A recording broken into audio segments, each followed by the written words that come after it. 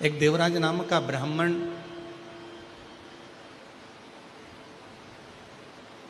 इसी पवित्र शिव महापुराण की कथा में से थोड़ा सा अंश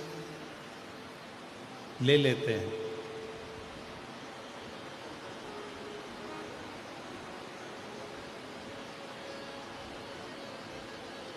और देवराज नाम का ब्राह्मण जब छोटा सा एक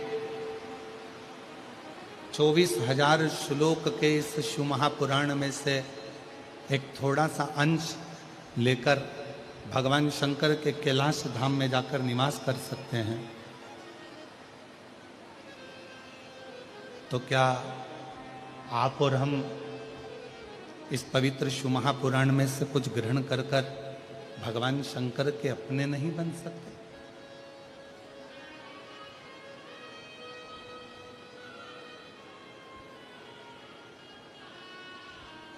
शिव महापुराण की कथा एक विश्वास की कथा,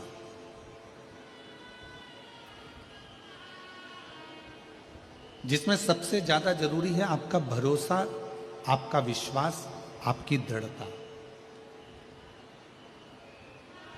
और मैंने तेरे ही भरोसे बाबा, तेरे ही भरोसे हवा बिच उड़ती जावांगी बाबा, डोर तो छड़ीना में कटी जावांगी भोले, मैं तेरी भक्त शंभू, मैं तेरी भक्त हवा बिच उड़ती जावांगी बाबा, डोर तो छड़ीना में कटी जावांगी। ये पूरी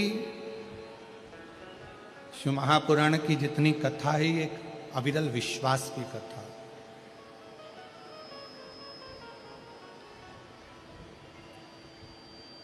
एक भरोसे की कथा।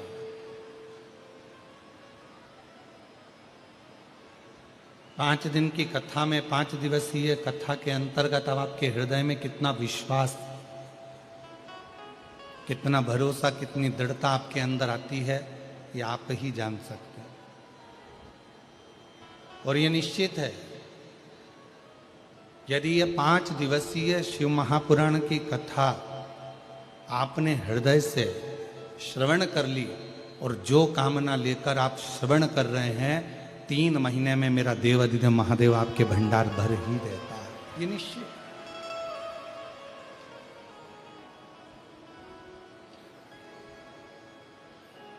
आप उसको कितनी दृढ़ता से श्रवण कर रहे हैं।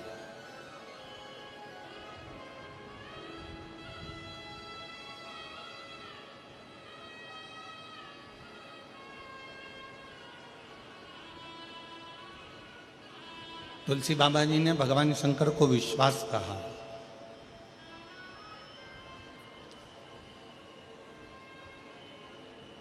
और तुलसी बाबा जी ने कहा कि जिसके हृदय में ये शिव रूपी विश्वास यदि आकर विराजमान हो जाता है,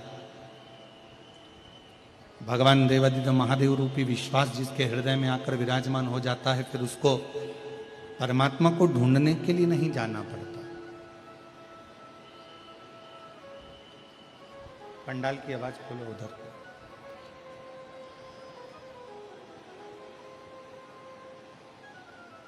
जब भगवान देवाधिदेव महादेव रूपी विश्वास, भगवान शंकर रूपी भरोसा, भगवान शिव रूपी विश्वास जब हमारे हृदय में आकर विराजमान हो जाता है, तो फिर मनुष्य को परमात्मा को ढूंढने नहीं जाना पड़ता।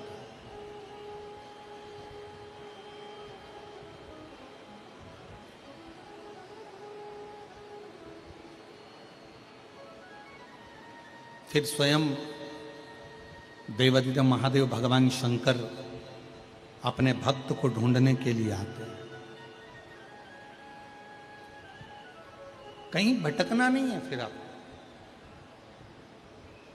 एक लोटा जल चढ़ाने वाला जो मानव होता है, दुनिया के लोग कहते हैं एक लोटा जल चढ़ाने से क्या होता है। शिव महापुराण की कथा कहती है जब एक लोटा जल हम शिव जी को समर्पित करते हैं तो अपने एक हाथ को हम आगे बढ़ाते हैं और अपना हाथ, जैसे लड़का और लड़की का विवाह होता है तो हथलेवा कराया जाता है, कन्यादान करा जाता है। कन्यादान के समय पर वर और कन्या के हाथ को आगे बढ़ाया जाता है और कन्या का हाथ वर के हाथ में दे दिया जाता है।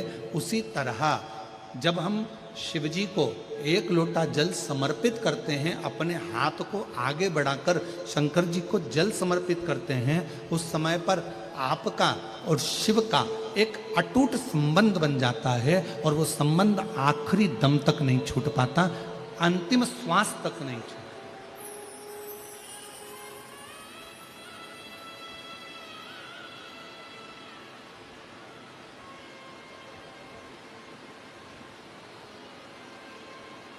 और वो संबंध फिर किसी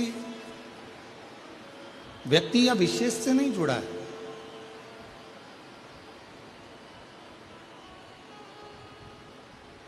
शिव महापुराण की कथा कहती है जब भगवान शंकर को जल चढ़ाया जाता है, शिव जी को जब अर्चना करी जाती है, शिव जी को जब जल चढ़ाया जाता है, तो वो संबंध केवल एक मनुष्य का नहीं जुड़ा,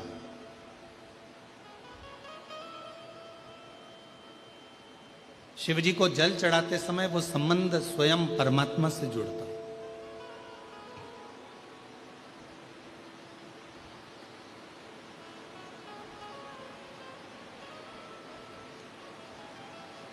कई लोग कहते हैं गुरुजी